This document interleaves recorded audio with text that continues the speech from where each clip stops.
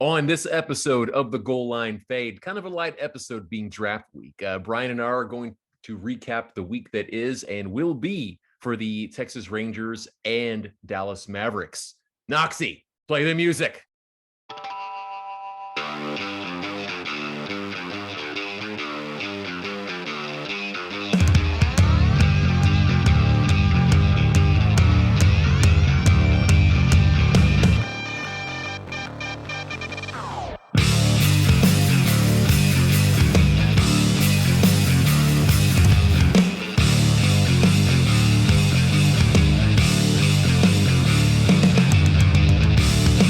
Welcome to the Goal Line Fade, a Dallas sports podcast. I am Zach, your host, with my RB1, Brian Knox. We are here to bring kind of all the news happening in the Dallas sports as of late. But before we get down to it, Brian, did you watch Mortal Kombat, dude? Did you see this? No, it's not my jam. I've heard many conflicting reports. Well, how was it? Man, Lulu wasn't a big fan either, as you can see, and she wants to get in the camera. I am a big Mortal Kombat guy, excuse me. Like, I still remember the blood code from Sega Genesis, ABA, CABB, right? Yeah. I appreciate the direction they kind of tried to go, if that makes sense, but this kind of missed, man. I don't want to spoil or give any spoilers for anybody that, might want to be watching the movie. Bye, Lulu. She's leaving now, or watching the episode or the movie or anything like that. But it's certainly an original character. Resident Evil tried it, didn't work very well. Trying to create their own thing. But, I was a little disappointed, man. I expected a little bit more, especially with the true to it type thing. But that's yeah.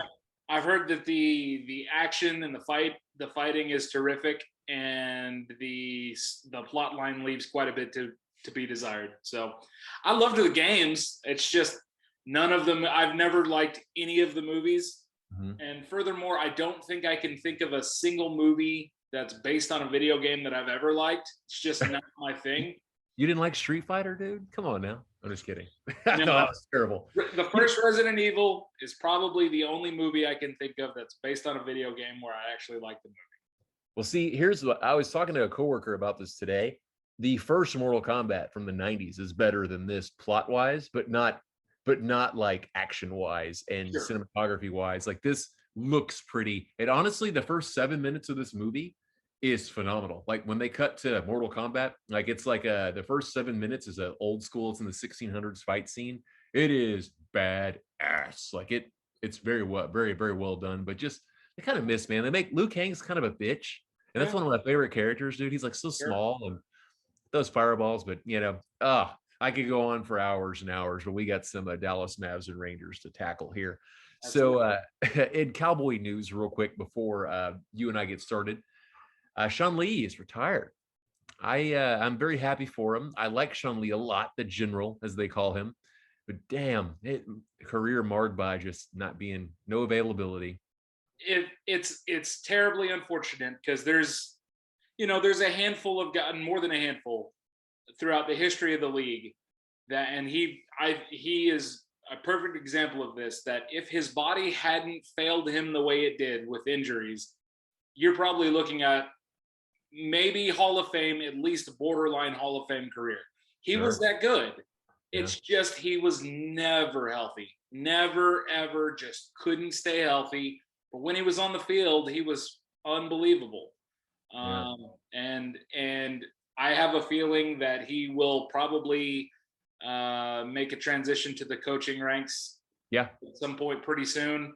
I imagine it'll probably be with the Cowboys at a lower level and work his way up, and I could see him being a linebackers coach next year and a defensive coordinator in 2 or 3 years. I mean, he's that guy.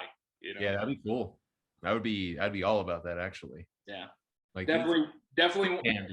Yeah, definitely one of my favorite Cowboys of the last decade or so. Right. Yeah, you can't go through the Romo era without thinking of Sean Lee and Witten being basically the leaders of the, emotional leaders of the offense and defense. So yeah, absolutely. It's sad to see that happen, but it happens. He was like the Sean Marion for when the Mavs were good in the early 2000s and won a championship. Obviously, we never got there with Sean Lee, but he's kind of a piece like that. He reminds me of a guy, just a glue guy that was very valuable on the good teams that we did have. Absolutely. All right, so let's get into the Mavs. We got our Cowboys stuff out of the way. Yes. So the Mavs are now in 6th place. It's happened. It's happened. We escaped the play-in tournament at the moment. So far. Now, I don't know if this is going to be the same Monday when we record our next podcast, right? But as of today, right now, they play in an hour and a half at 9 o'clock or an hour. They play the Kings. That's where they sit. They are only 1 game behind the Lakers because we own the tiebreaker because we won the series 2-1. Yep. After the sweep that just happened. So give me your Matt thoughts right now. It was weird because if we would have recorded this episode on Friday or Thursday, I think our opinions would have swayed a little bit from kind of the way the week went. They didn't have a great week. Dwight Powell for MVP.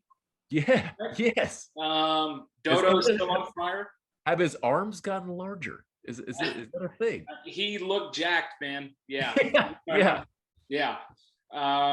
And it was just he's even pre Achilles injury, he was good for a handful of these, maybe not this good, but one of those games where a handful every season where he's just gonna kind of go off. Luka's gonna feed him and the matchup's just right. Mm-hmm. And it just so happened to be it couldn't have come at a better time or place.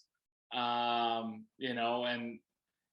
I've heard a lot of people freaking out about it, thinking that this is what we can expect from him on a regular basis. People who don't watch the Mavs all that often, and that's not the case. You can't expect it on a regular basis. This was dessert. This was a treat. Sure, and you got to enjoy it for what it is. But it was huge. It was a big deal. It was, and it, like I said, it couldn't have come at a better time. He probably plays harder, even if it's bad. He plays harder than anyone you can just watch. He has one gear. Yeah. He's never half-assing it. No. And he's probably overpaid. In all fairness, he's probably overpaid. But when he's healthy and when he's right, he is an important part of this team. He's kind of like what you were talking about a little bit ago, kind of that Sean Marion, kind of a glue guy that's, he is the hustle of this team. He's just, they like him enough that they overpaid him, and it may come down to bite him at some point, but it was a great night for him. Well, I tell you what, man, say what you will about Dwight Powell. And, I'm an admitter that he's not the best basketball player, but the hustle is there. He's a good human being too. Yes. Tell you what, man, you have Brunson, Porzingis, and Powell healthy versus the Clippers in the bubble. Let's go. Man, and guess who's 3, by the way, is the Clippers. Oh yes, that would be the first round matchup right now. Bring it, absolutely. Let's go. Let's go. Yeah, I'm all about that. Yeah. I do not want the Suns, not even a little bit. Chris Paul, you know what?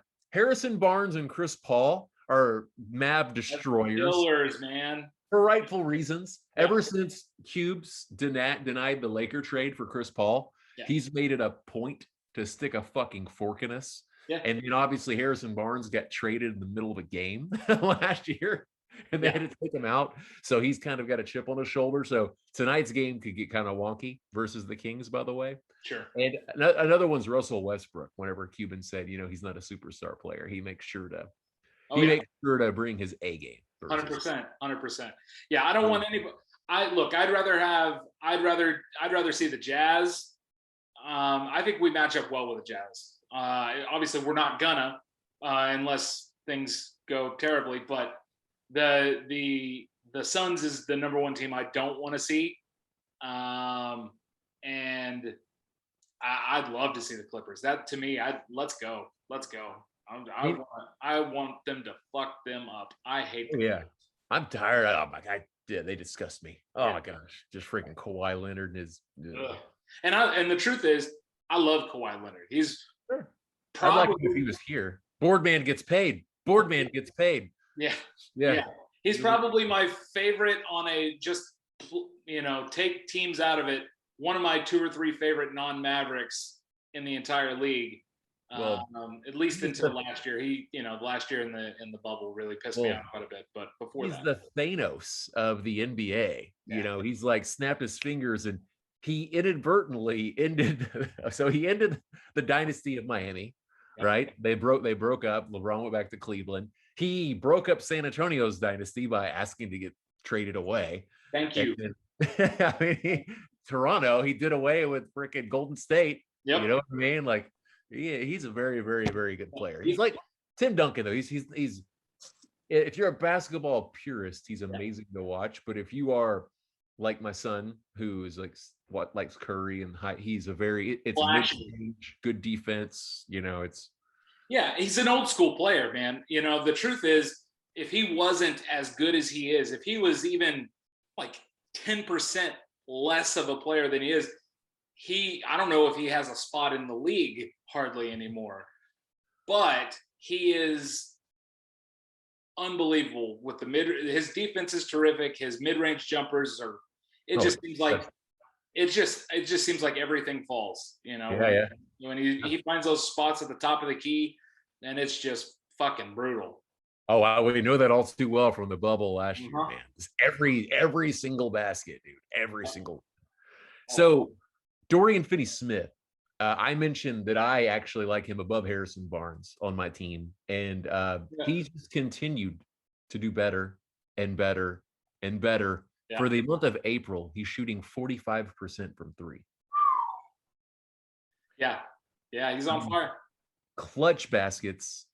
You could say that most of the wins he's a huge part of, if not a big part of, obviously.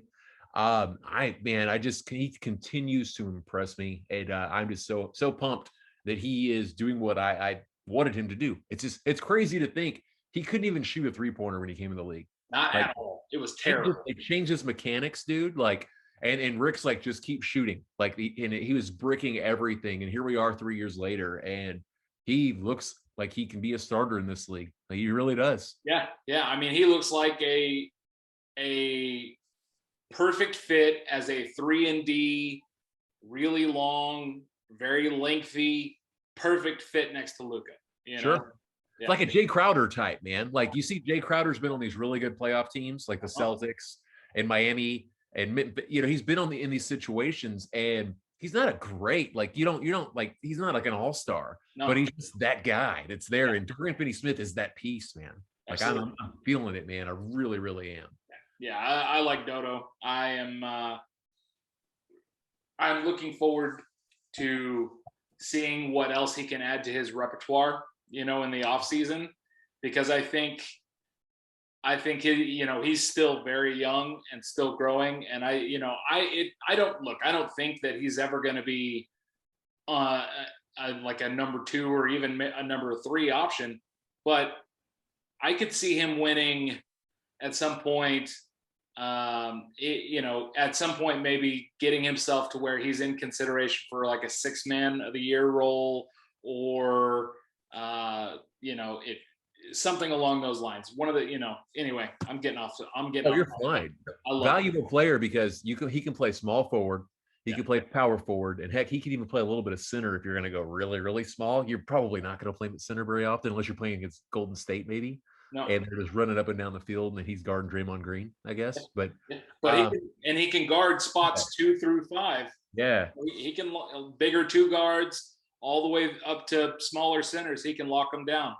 I would like to see, as he elevates his game, like, where I would like to see him go for next season is keep what he's doing on the 3-point percentage about the same. Let's develop a little bit more mid-range, because it's post like moves. Yeah. I'd love to see him get a post move or 2, man. Yeah, absolutely. And then also just become an even better defender, because that's what the Mavs need, man. Is you got to surround Luka by guys that will just get there and get down and dirty with it. Absolutely. Yeah. That's why putting Dwight Powell back in the lineup has been so huge with starting, because he just doesn't give a fuck. No, man. It's all hustle. He's just gonna grind. Whoever's in front of him, he's gonna grind him down. So Porzingis is out tonight. A slew of Mavs are. It is a back-to-back. Luka's playing, which is awesome, but there's no JJ Redick as expected tonight. There is no Josh Richardson. and no KP. Do we think he's going to come back tomorrow? Play it I safe? I hope so. I don't think so, but I hope so. What are your thoughts? I don't think he will. The fact that he was doubtful today and not questionable, but then it being a back-to-back, that terminology is kind of iffy, if that makes sense, because it's kind of misleading. If this game was Monday and Wednesday and he was doubtful today, I think I might feel differently. Yeah. We'll see around noon tomorrow. That's when they normally release their first report. We need them. Golden State is playing lights out right now. Yeah, That's an important game for them and for us, obviously. Yeah, absolutely. It's a playoff type game, really, with there'll be 14 games left after tonight. Yeah. So, and I don't know if there's anyone in the league right now as hot as Steph Curry. I mean, that is on fire. Oh, yeah. So, not that KP is going to be guarding Steph, but we need all the firepower we can get. Absolutely. And then they get a little bit of a break. They play Detroit, Washington, and then is it Sacramento again on Sunday? I think that's correct. Yeah. So, kind of a weird schedule coming up. Some back-to-backs. I would expect Luka will sit one of the games this weekend. Yeah. Probably the Wizards game because it's an East game. That doesn't mean as much to the standings. I think the tiebreakers and such. We'll see. I'd like to see him play all of it, honestly, but I'm not the coach. I don't make those decisions. So no. And Rick's pretty good about his load management, but not overdoing it. Also, I don't know. We'll see. Well, there's 15 games left, and some of the rumblings are that a lot of the reasons why they rested Luka earlier in the season on back-to-backs was for this stretch that they knew was going to be coming. Because it is very important that they're in control, man. I mean, you don't want to rely on other teams losing. Portland's hit a rough patch. The Lakers obviously hit a rough patch because of injury, and you're in control, man. You win these 2 games tonight, you're sitting in 5th, and you can you can do 3rd or 4th possibly if you do the right thing. Yeah, if the Cards, if the other teams lose and you take care of your business, it's not a stretch for them to end up in the 5 or the 4 or the 5 spot. Right. And I'm not one I think that I enter every playoff scenario thinking that I want my team to be the champion. So I really don't care about matchups and who is who. Like you said earlier, I think Phoenix is the team that we match up the worst with. Like just Ayton is good. Jay Crowder kills us. Freaking Chris Paul has just been a Maverick. That team is set up perfectly to be our kryptonite. Yeah. So that would be very disappointing. I would like the Clippers because I do think we can beat them. And I think that things might have been a 7-game slugfest if we would have had health on our side last year. Yeah. That being said, though, man, just win as many games as you can. Let the cards fall where the cards fall. If I don't want to say dang, dude, we could have had home court advantage, but because we rested Luka versus the Wizards, we didn't have it.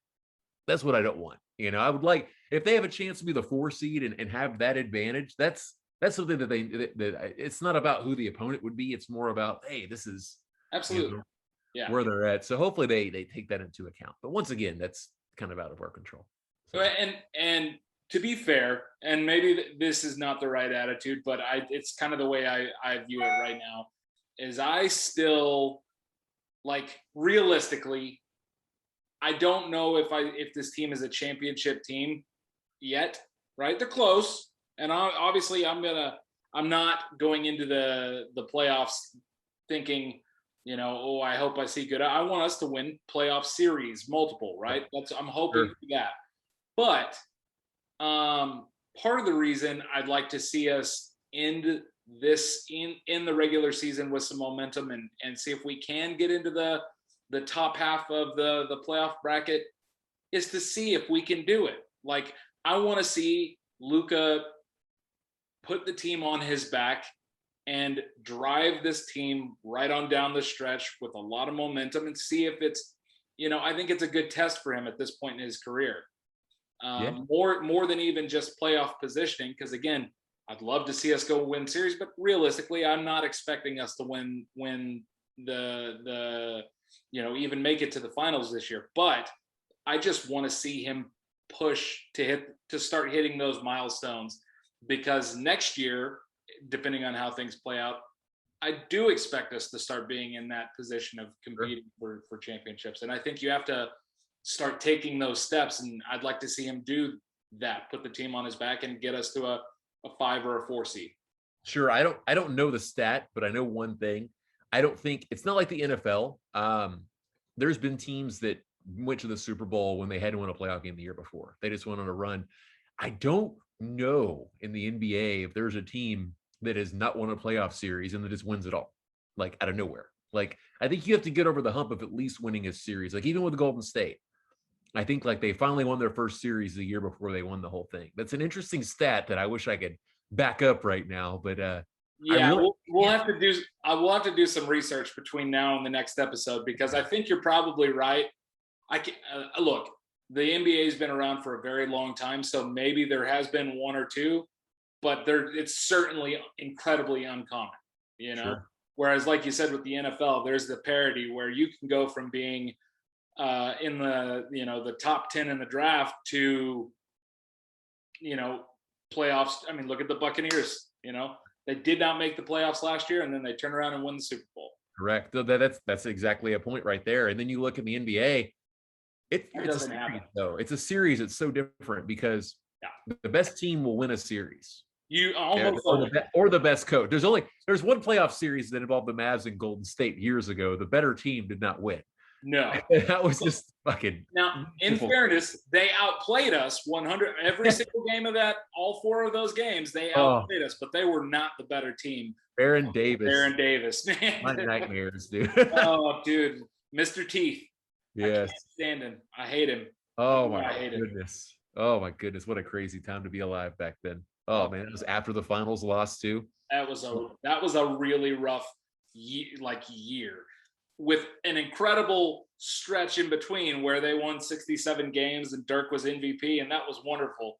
But the finals loss and then turn around and get outed by Golden State in 4, God, that sucked. But anyway. And we're the number 1 team in the league, won 67 games. 67 games, had the league MVP, and got beat by fucking Golden State, swept by Golden State in the first. Sparkly orange uniforms. Ugh. We believe. Yeah. Speaking of we believe, so one more Mavs nugget, and then we'll move on to the Rangers. So Rick Carlisle, there are people, not I think Rick Carlisle is a phenomenal coach, and I'll take him on my team any day of the week. I think he's going to be valuable for playoff series, but let's play devil's advocate here. Okay. We haven't won a playoff series since we won a championship. Yep. 2011. If things don't go well in the playoffs and the offseason doesn't go like they want, okay? Mm-hmm. Are Rick Carlisle and Donnie on the hot seat here? From the fan base, yes. From Mark, no. Okay.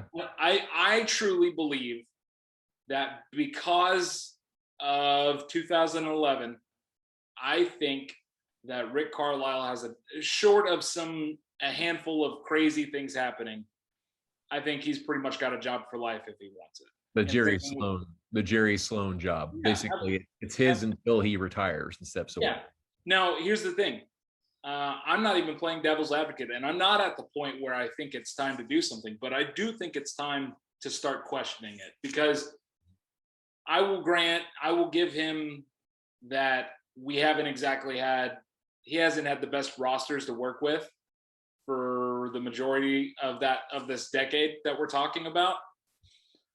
But there were some teams, right? And it's I don't know, man. I can't off the top of my head think of a particular team in any of those seasons that I thought should have done better than they did. But it's still, when you say it's been a decade since we've won a playoff series, it's a fucking long time in the NBA, especially for somebody who's as good of a coach as he is. You would think he would have done it, but okay.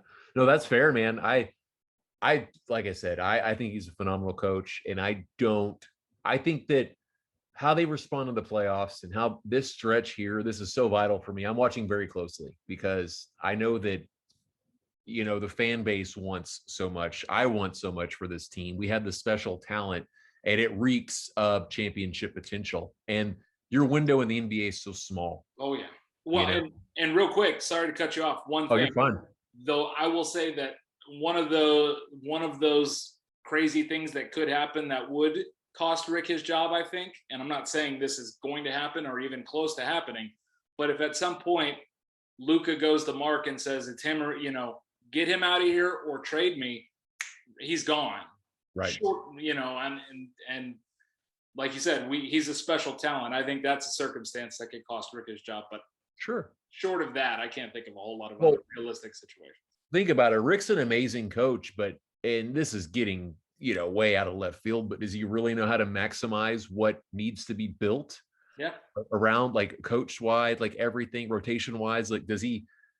It's a whole different. I mean, look at LeBron. So different. I mean, look at LeBron with the Cavs. They went through quite a few coaches, and it wasn't because they didn't have good seasons. It's like, what do they have to do to get to the next level? They couldn't get past the Celtics. Then when he came back, and then, there's a situation, man. You look at he's, if I'm not mistaken, he's one of the, not the, but he's one of the longest tenured head coaches in the entire league. There's a lot of teams that have had more success. I think only Popovich is I think you're right. And maybe Coach Spo, Miami. But that's it. Yeah, it's the top 3, top 5 longest tenured coaches. There's a lot of teams that have had more success than the Mavericks that have changed coaches multiple times in that time frame. Right. At some point, the other thing is if things continue without winning a playoff series, you have to ask, has the league passed him by? With the changes that have happened since Golden State kind of revolutionized basketball, is he capable of winning in this NBA? Right. I'm not saying he's not, but it is a question that might need to be asked if we're still in this spot this time next year without a playoff win. And it's funny too, because the 2011 Mavs kind of started what Golden State is now, or became, because the 3-point percentages. I mean, you look at Peja and Terry when we closed out the Lakers, like the way, gosh, just put them away. Was it 13 3-pointers in a row from those two guys? It's been crazy. It's good times, but good times are ahead, man. And I'm pumped. It's gonna be a nice home stretch, and it's so easy. And it's funny too, because it's Twitter and it's the interweb and it's the radio and it's what you surround yourself with, right? Like, my wife doesn't know better because she's not on Twitter. She's not on listening to sports radio. So she enjoys the Mavs. She watches the Mavs games with me, and we love them. If they lose, it's like, oh my gosh, they gave it their best shot. It's sweet to listen to what she says. And then when they win, it's even better, right? But she doesn't go through this parity of the sky is falling after a loss, or we're the best team in the league after a win, right? And I think that everyone just needs to understand that what's going to happen is going to, you can't bitch it. You can't bitch your way into this team being more than it is or more than it isn't. It's going to materialize one way or the other, fortunately or unfortunately. And I'm excited to see where the right is, because this is the tryout to see what needs to happen next. There's going to be cap space, trades. I mean, who knows, man? Maybe we're looking at Bradley Beal as a Mav this time next year. Woo, I would love that. That's a contract they'll be able to take on with everything, with a trade, I'm not saying the assets are there, the draft picks. I don't know how all that part would work out of it, but it's a feasible thing that could happen, if you probably have to get a third team involved, obviously, but that's neither here nor there at the moment.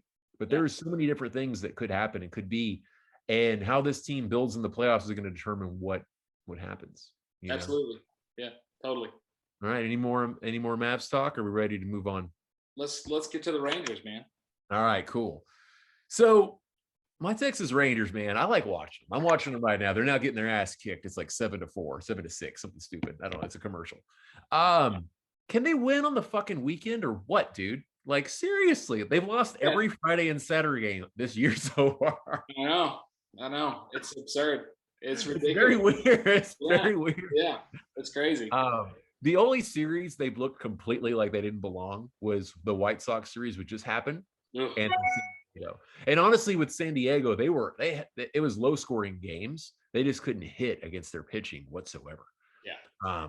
But a bright spot, we've talked about Nate Lowe on this podcast and how much we love him. And since our last podcast, there's been a new man arise. And that man is Dallas Garcia, actually the AL Player of the Week. Yes, sir. Week. 333, 4 home runs, 9 RBIs with an 8.75 slugging percentage. Holy fuck. That's a 20-year-old rookie for you right there. Booyah, right?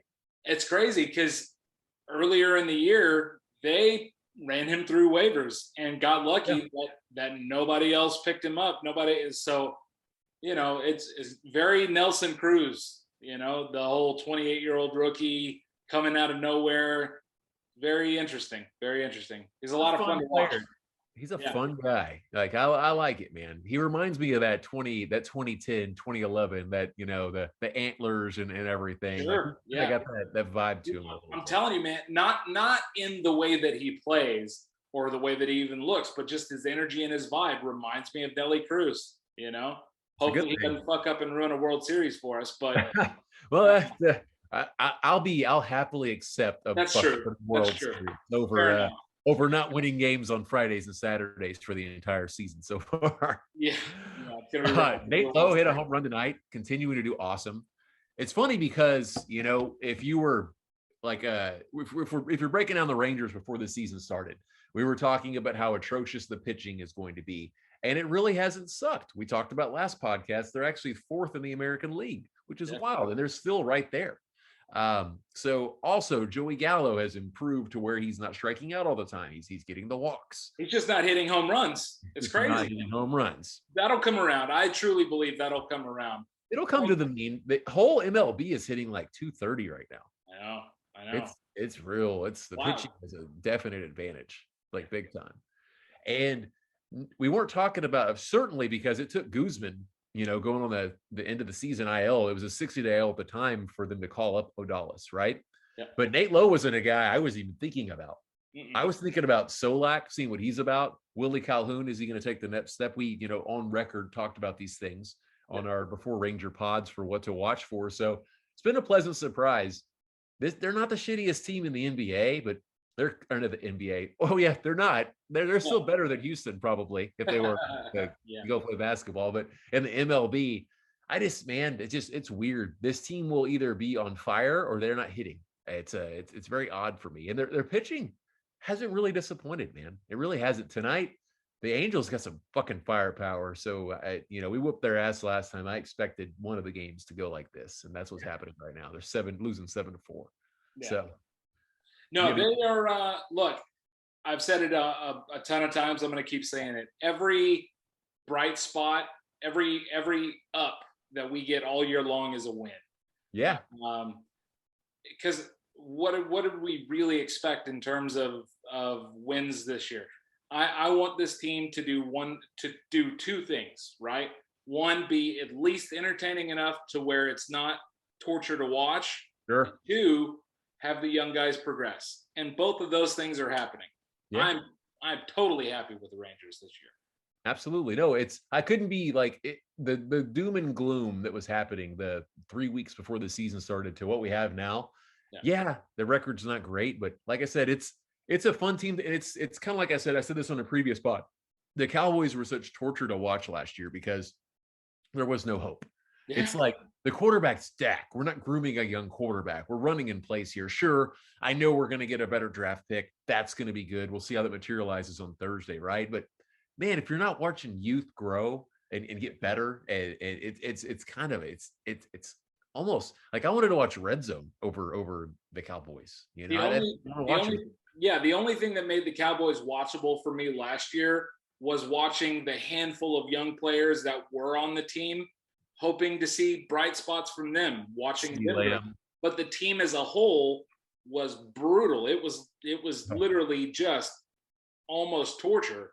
But yeah, CeeDee Lamb, Trayvon Diggs, those guys, the young defensive tackles, watching them try to take steps, that was the entertaining part of the season for me. I'm 100% with you. And that's not what we're dealing with, fortunately, with the Rangers. You're watching young guys take steps. You're watching this team kind of, Joey Gallo is addressing the biggest criticism of his career, basically, which is leading the league in strikeouts, which he's doing that still. But his average, he's actually hitting for average too, and he's leading the league in walks. I can handle him leading the league in strikeouts as long as he's going to lead the league in walks and then hit for power, which I think he'll start doing. I'm perfectly fine with that too. So they're 9-13 right now. Yeah. And, if they can win a game on a fucking Friday, it'd be a 500 ball club, right? It's such a weird stat right now. Yeah. You thought 60 wins, 65 wins, I think was your quote on episode 1 of the Goal Line Fade. I believe that was right, somewhere in there. Think they can get closer to 80? I think they can. I think, a couple of things. I think if the pitching can maintain the pace that they've got, or at least something kind of close to that, and then other than that, as long as they can stay relatively healthy, I think that I don't know if they can get to 80, but I could see them getting in the mid 70s. 75? 75, 77, somewhere in there. That'd be a good building block for going into next season. Yeah, I mean, again, truthfully, if they have less than 100 losses, I'm happy. Sure. Really am.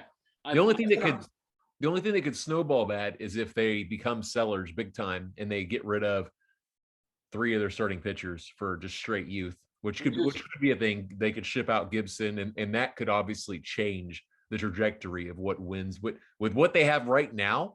Yeah. I think 75-ish wins is a very possible finish outcome for them. Sure.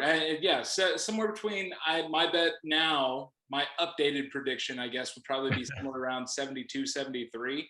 Okay. But again, I'm realistically, though, in all fairness, I think they are going to be sellers. I think there's a couple of players that they're going to be able to get prospects for. And they'd be dumb not to do it, honestly. Absolutely. Not playing to be 500 in this, it's dumb. Yeah. To grow. What's his name? Oh God, sorry, my brain isn't working. The pitcher we picked up in the offseason. Gibson? Yeah. I think Gibson's probably going to get traded. He's playing very well besides the first start, Yeah, other than the first start, he's playing terrific. And look, he's 32, 33 years old. He's not going to be a long-term part of this team. No. Go get something. 34. Oh, 34. Okay. Go get something that can be a part of the long-term future of this team. If the right package develops for Joey Gallo, I'm not saying do it. I'm saying let's see what's out there. There's going to be and if our bullpen is going to be pitching the way that it's been pitching for the most part this year, there's going to be teams knocking, asking about some of the guys in our bullpen too. Colby Allard. Yeah. So, it wouldn't surprise me if after the trade deadline, we do a podcast and I go, yeah, I'm back to 60, 65 wins. But for right now, I can see 70, like I said, somewhere around 75 wins. All right. Well, all I know is that, how do you pronounce his name again? Adolis. That's correct, right? I'm trying to get it. Adolis and Nate Lowe to the moon. They're my new dudes. Those are the guys. They're quite fun to watch. So that's it for me, man. I don't have anything else about the Rangers I want to talk about. I'm good. I've got nothing other than to say that I'm incredibly excited about the upcoming NFL draft. It's going to be wild, man. It's going to be wild. I'm stoked. You want to, one last thing here. You want to do, since this will be our last episode till after the draft, your final first round prediction for the Cowboys? What the pick is? Oh, fuck, dude. You got anything? There's so many smoke screens out there. Like they're saying Carolina wants Horn. Is that right? Is that the one that came out today? Supposedly, but who fucking knows? It's all bullshit. The Cowboys are going to get a corner at 10. One of the two, whichever one's there. Yeah. That's what's going to happen. I don't think they're going to move back now either. No, the only way that if Mac Jones actually goes at 3, right, then there is a good chance of one of the other quarterbacks being there at 10 when we pick. And if that happens, maybe. But I don't think Mac Jones is going at 3. Right. So I don't think any of those guys are going to be there at 10. My pick right now, I think it's Patrick Surtain. Yeah. So that's my that's my prediction. Denver picks 9. Is that right? So yeah, dude, I don't think we're moving back.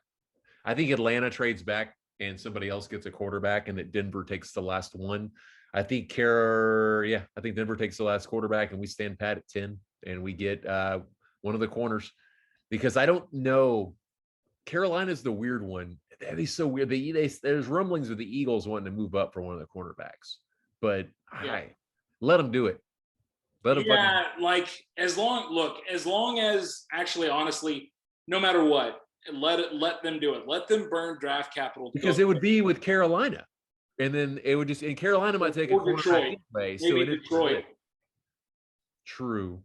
But and that's still further. I mean, either way, they're gonna have to give up some fairly significant draft capital to get up there to take a player that, look, I like Patrick Surtain and I like Joe Horn, but neither one of them to me is worth a top 10 pick plus then on top of it a second round pick that you have. I agree with you. They're not Jalen Ramsey, let's move on. I just don't see it. I don't see it happening right now, because I think that everything that's going to happen movement wise between pick 1 and 8.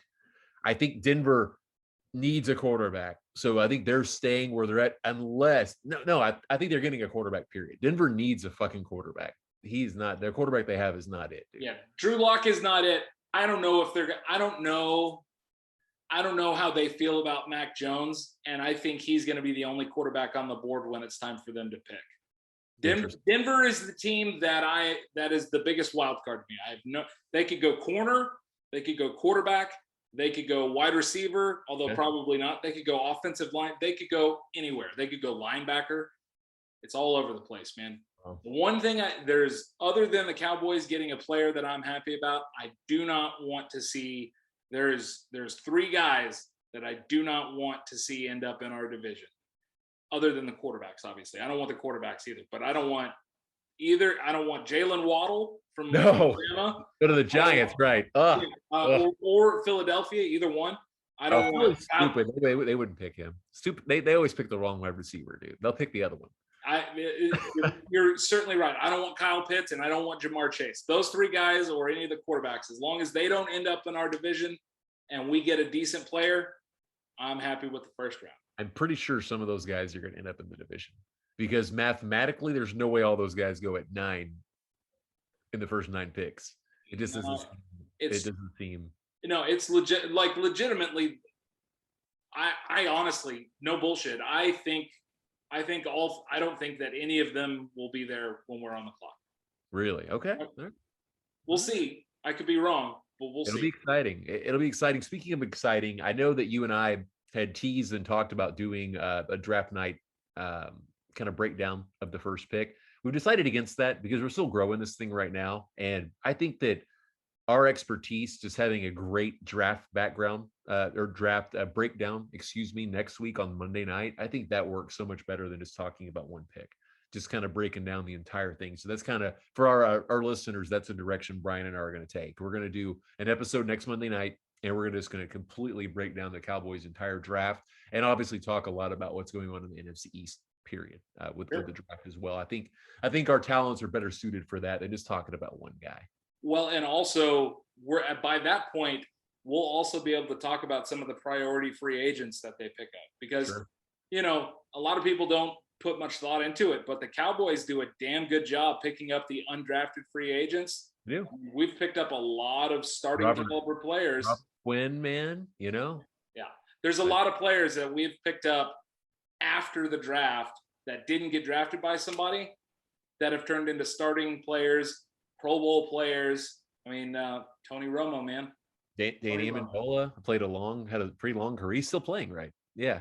Yeah, he's still playing. He's banged up all the time, but yeah, it's a perfect example. Yeah. Wes Welker, Julian Edelman, all those little tiny 5'9" white receivers that aren't very fast but are really quick. They're all undrafted free agents. Sure. So there's a bunch of them out there, and we'll be able to cover a lot of those guys as well. And that's another. And when I mentioned Robert Quinn, that's obviously not a guy we signed in the supplemental draft or God. But what they're also good about doing is they always go into close to the season with cap space, and they're able to do some of these trades with teams that are looking to shred. Like when we got Robert Quinn, it seems like we always find a move for something like that. So that's another positive spin on having just a little bit of cap left as well. So I'm excited, man. I think they stand at 10 and they're getting whatever cornerback is not picked.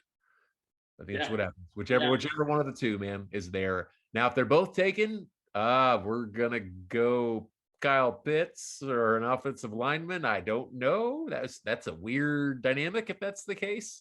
If that happens, there's going to be an offensive lineman or Kyle Pitts. Or look, I mean, at the end of the day, no matter what, there's going to be 4 quarterbacks taken, right? We know that for sure. Sure.